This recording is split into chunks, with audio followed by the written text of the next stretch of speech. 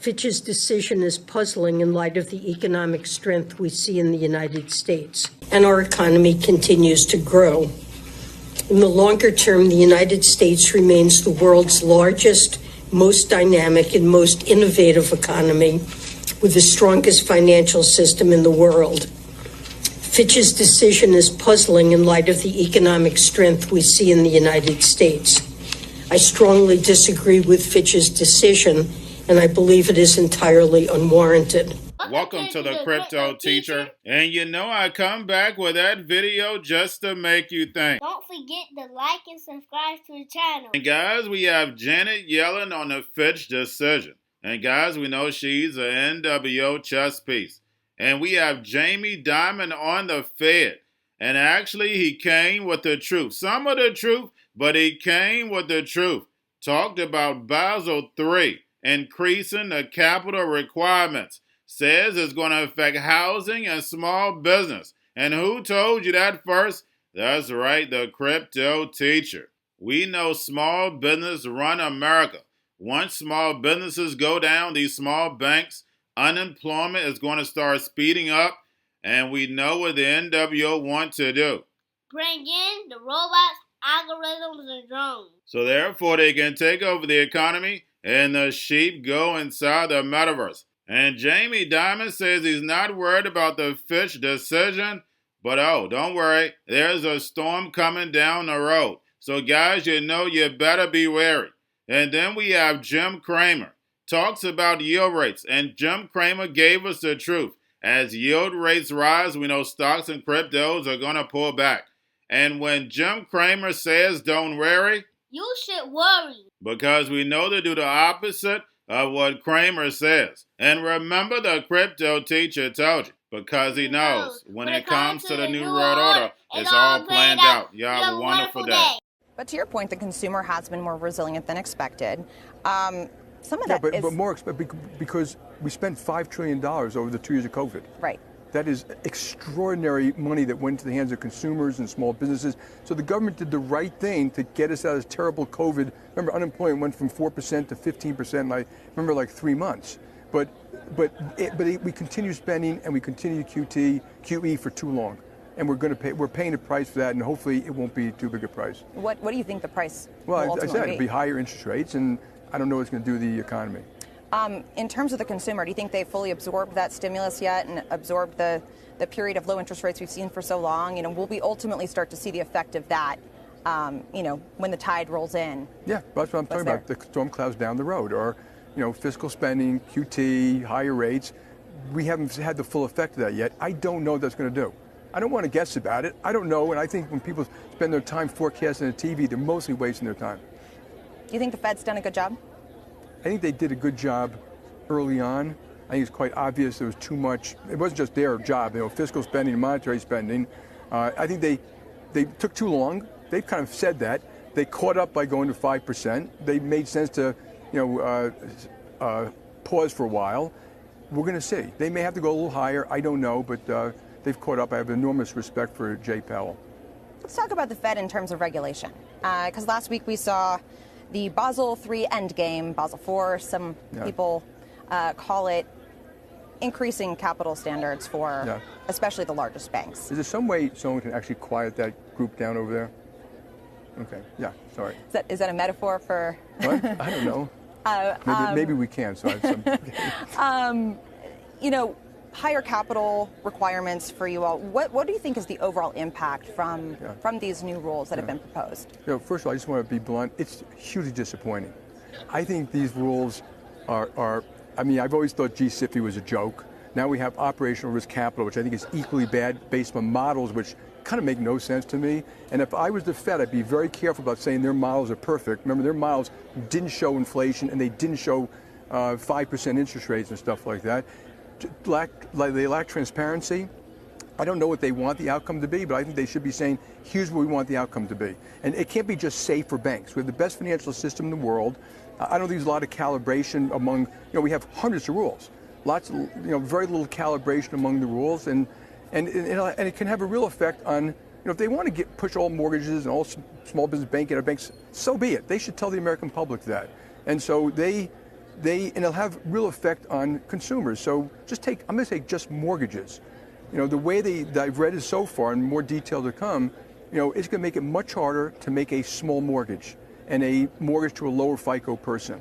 And I just think that's a huge mistake from a policy point. Now, if that's what they want it to be, so be it. But they should tell the American public that when we do this, it's going to reduce mortgage affordability and raise the cost by X dollars, because that is exactly what it's going to do. And I can say the same thing about small business and a bunch of other impacts. So we're going to adjust to it.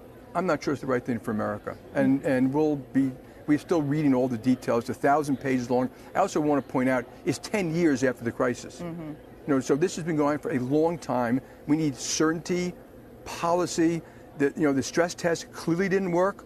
So we do 100 a week. They do 1, and they act like that's the real stress for the company. I'm far more worried about China and cyber than I am about that stress test. And I just think, and the other thing, we don't have many conversations with them anymore. We should be having conversations with our regulators about what we're worried about, what they're worried about. There's almost none of that. So it's both lack of transparency and lack of conversation with real practitioners. A lot of people in ivory towers, a lot of opinions here, they've never been in the real world.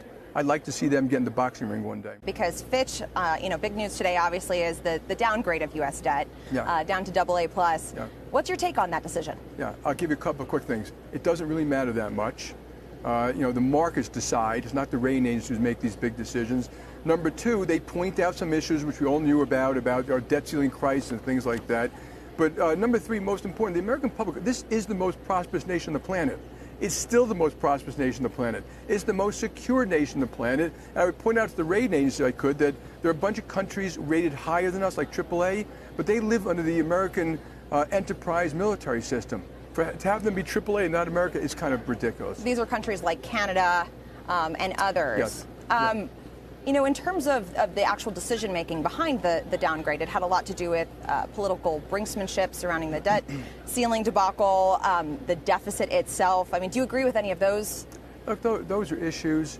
This is the most prosperous nation on the planet, North America. We have the Atlantic and the Pacific, the best military, the best economy the world's ever seen, the most innovation. The credit is sound. It should be the highest rated credit in the world. And yes, there are issues about, they're being raised publicly. I agree with that. We should get rid of the debt ceiling.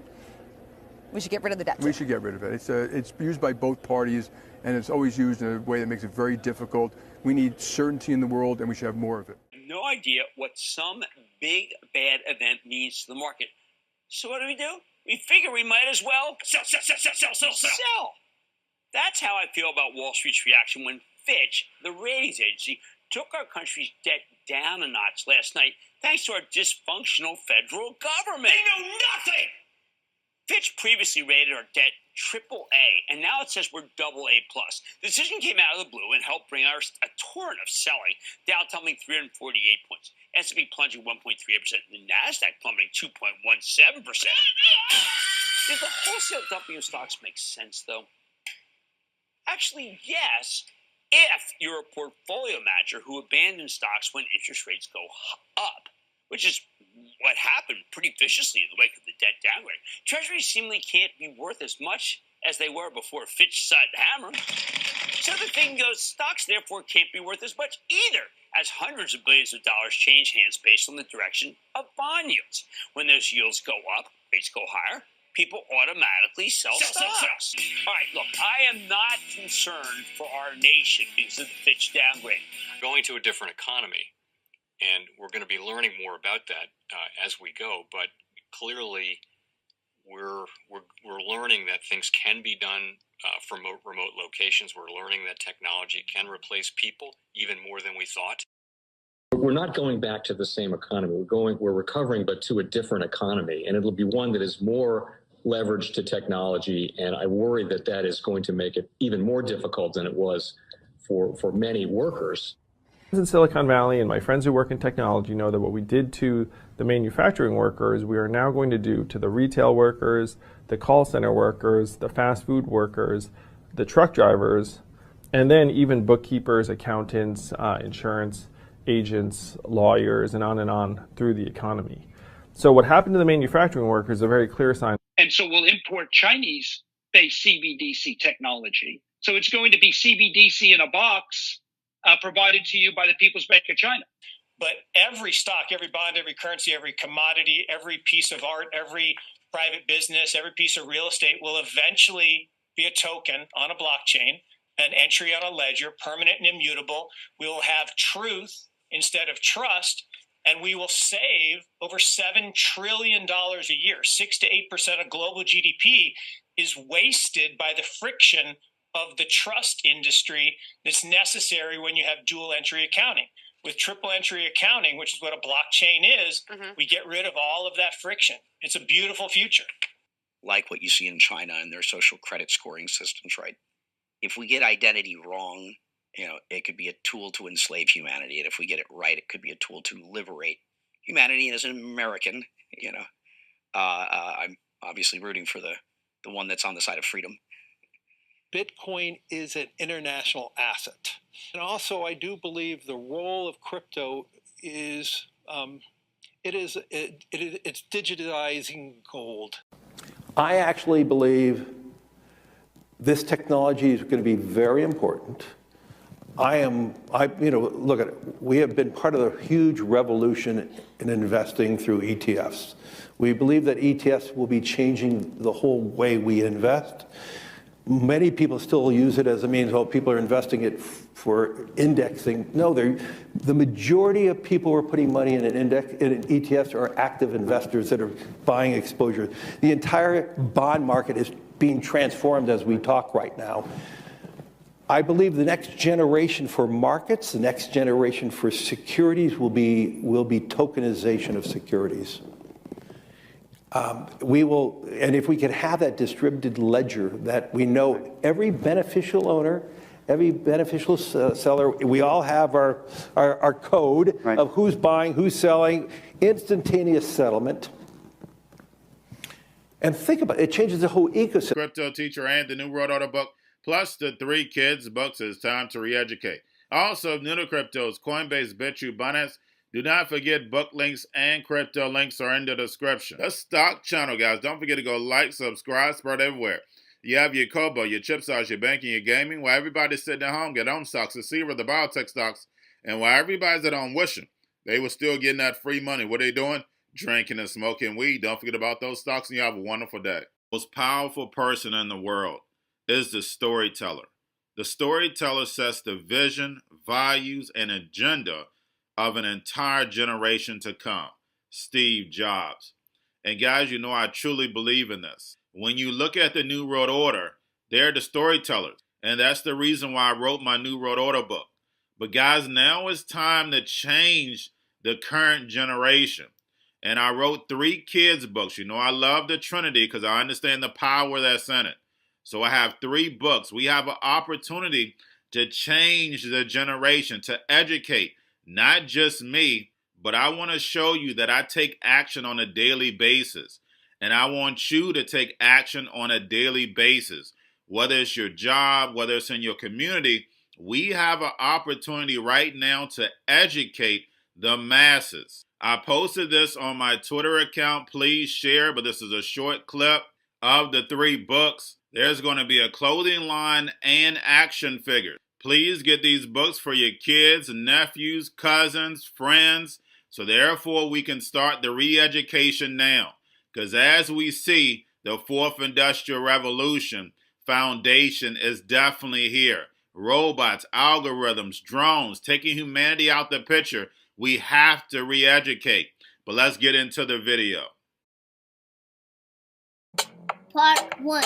King Joshua and Drama Tam save the village. Part 2. King Joshua and Drama Tam save New York from COVID-33. Part 3. King Joshua and Drama Tam goes to China. It's mandatory to get part 1, part 2, and part 3 of this series. It's time to re-educate Generation Z.